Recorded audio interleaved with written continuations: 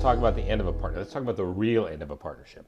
So technically, anytime a new partner comes in or an old partner goes out, legally, the previous partnership ends. But what we're talking about now is when a partnership is done doing business. Sometimes it's called winding up, sometimes it's called winding down, sometimes it's called liquidation. And so there are 4 steps to this process. Step 1, sell all the non-cash assets. We're done with the inventory, we're done with the accounts receivable, we're done with the supplies, the equipment, and the land, so we sell them. Step 2, allocate the gain or loss from the sale of that to the partners. If it's 50-50 in the income ratio, and we sell these things at a loss of $22,000, each one of them would get $11,000 allocated against their capital accounts. Step 3, repay all remaining liabilities, accounts payable, notes payable, salaries and wages payable, interest payable. Whatever payables we got to pay them off because we're going out of business.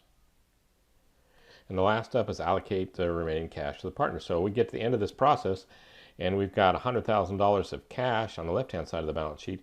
The total of the partnership capital accounts on the right-hand side of the balance sheet must be $100,000. Everything else is gone.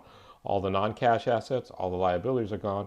All that's left is $100,000 worth of cash and $100,000 for the capital accounts, and we just pay off the partners based on their capital account balances.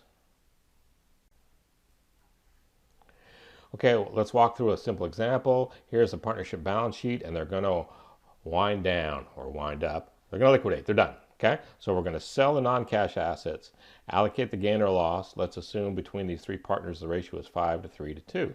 Don't be worried about that. If you're trying to figure out how much each partner gets in their capital accounts, add all these up, and that becomes the denominator. So 5 plus 3 plus 2 is 10, and this is the numerator. So partner A gets 5/10, partner B gets 3/10, partner C gets 2/10. After we've allocated the gain or loss from the sale of the non-cash assets, we'll repay all the liabilities and accounts payable, notes payable, salaries and wages payable. And then what's left is we'll just have some cash on the left-hand side and some owner's equity accounts on the right-hand side. We'll just allocate that cash and pay them off. Okay, so let's pretend we sell all the non-cash assets for $51,000 cash. Well, how much are the non-cash assets? Well, if the total assets are $101,500 and cash is $27,500, that means the non-cash assets must be $74,000. And if we sell some things that are on our book for $74,000 for $51,000, we must have a loss on the sale of $23,000. So we're going to receive $51,000 cash. We got to take off that allowance for doubtful accounts off our books. It had a credit balance, so to zero it out, we're going to debit it. Accumulated depreciation also has a credit balance. To take it off our books, we'll debit it for $5,500. Accounts receivable were on our books for a gross amount of $25,000. We'll credit that. Inventory was on our books for $34,500. We'll credit that. And equipment was on our books with a debit of $21,000. We'll credit that. And so our loss on realization to make this journal entry balance must be $23,000, just as we predicted. The next step is to allocate that gain or loss, assuming in this example a 5 to 3 to 2 income ratio. So we got $23,000. We're going to have to allocate that to the partners. Well, that loss has a debit balance, so to make it zero, we're going to credit it. Another way to look at it is a loss is going to reduce their capital accounts. Capital accounts usually have a credit balance, so we're going to be debiting them. So we're going to take 5 plus 3 plus 2, add that up, put that in the denominator. 5/10 of that $23,000 is going to go to A, 3/10 is going to go to B, and 2/10 is going to go to C. So half of it went to A, 3/10 went to B, and the other 2/10 went to C. The next step is to repay all our bills. We got our accounts payable, our notes payable, and salaries and wages payable. They all have payable in them. They're all liability accounts, so they all have credit balances, which means we're going to debit them for this and credit cash to pay them off. So that journal entry is a debit to accounts payable for $27,000, debit to notes payable for $13,500, debit to salaries and wages payable for $4,000, and then we pay cash of $44,500. All right, so let's take a look at what's happened. At this point now, all that's left on our balance sheet is cash and the capital accounts, because we sold all the non-cash assets, we paid off all the liabilities, so all that's left is cash on the left-hand side and the capital accounts on the right-hand side. And what do those balances look like? Well, when we sold the non-cash assets, we got $51,000 cash. We had a loss of $23,000 that we allocated to the individual partners. Then we repaid all the liabilities. So what happened to cash is it went down by $44,500. That didn't affect our capital accounts.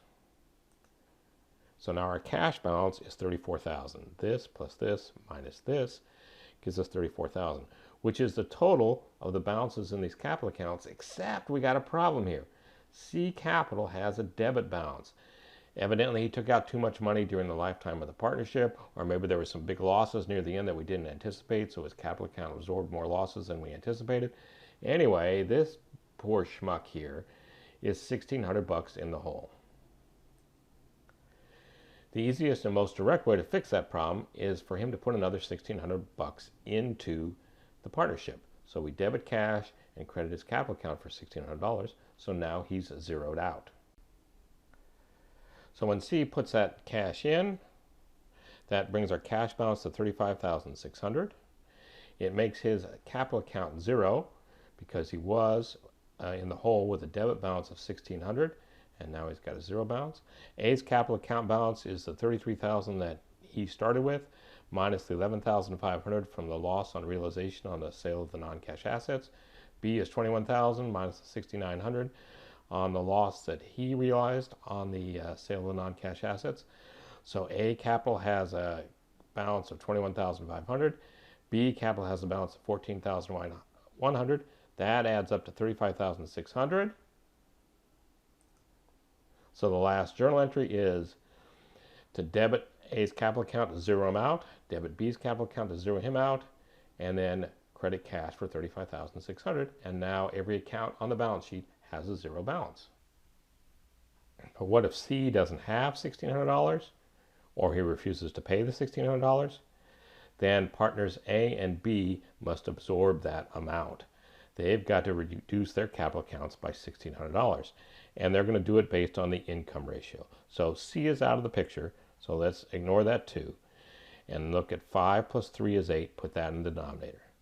So 5/8 of that $1,600 will be absorbed by A, 3/8 of that $1,600 will be absorbed by B.